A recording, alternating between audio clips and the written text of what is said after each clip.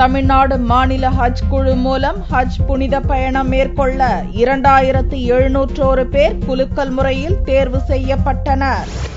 இஸ்லாமியர்களின் 5 கடமைகளில் மிகவும் முக்கியத்துவம் வாய்ந்த ஒன்று மக்கா மதீனாவிற்கு ஹஜ் புனித பயணம் மேற்கொள்வது. 2013ஆம் ஆண்டு செப்டம்பர் மாதத்தில் ஹஜ் புனித பயணம் மேற்கொள்ள விண்ணப்பம் செய்தவர்களை தேர்ந்தெடுப்பதற்கான ஹஜ் குலுக்கல் செவ்வாய்க்கிழமையன்று சென்னை நியூ கல்லூரியில் நடைபெற்றது. பிற்படுத்தப்பட்டோர், மிகவும் பிற்படுத்தப்பட்டோர் மற்றும் சிறுபான்மைத்துறை அமைச்சரும் தமிழ்நாடு ஹஜ் குழுவின் தலைவருமான முகமது ஜான் கம்ப்யூட்டர் மூலம் குலுக்கலை தொடங்கி வைத்தார்.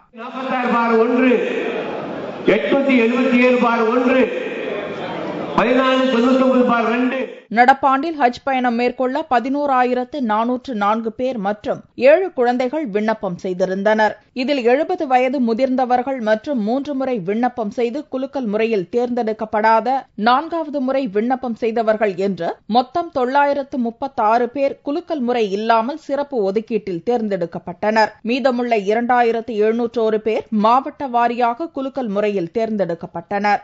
முதல் தடவையாக எனக்கு ஹஜ் மூலமா குலுக்கல்ல ஹஜ் போறதுக்காக எனக்கு குலுக்கல் விழுந்திருக்கு. ரொம்ப மகிழ்ச்சியா இருக்கு.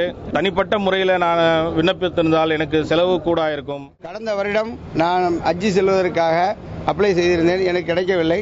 இந்த வருடம் மனு கொடுத்திருந்தப்போ எனக்கு குலுக்கல்ல செலக்ஷன் ஆயிருக்கேன்.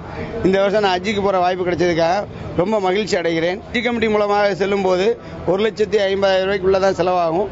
இதை தனிப்பட்ட முறையில் செலவு செய்து போகும்போது 3,30,000 ரூபாய் ஆகும். தமிழ்நாடு மாநில ஹஜ் குழு மூலம் ஹஜ் புனித பயணம் மேற்கொள்வதற்காக பயணிகளுக்கு 40 நாட்கள் விசா வழங்கப்படுவதோடு ஹஜ் பயணிகளின் வசதிக்காகவும் அவர்களின் வழிகாட்டுதல் மற்றும் சேவைக்காகவும் 12 பேர் கொண்ட அதிகாரிகள் குழு தமிழக அரசின் சார்பில் அனுப்பி வைக்கப்பட உள்ளனர்.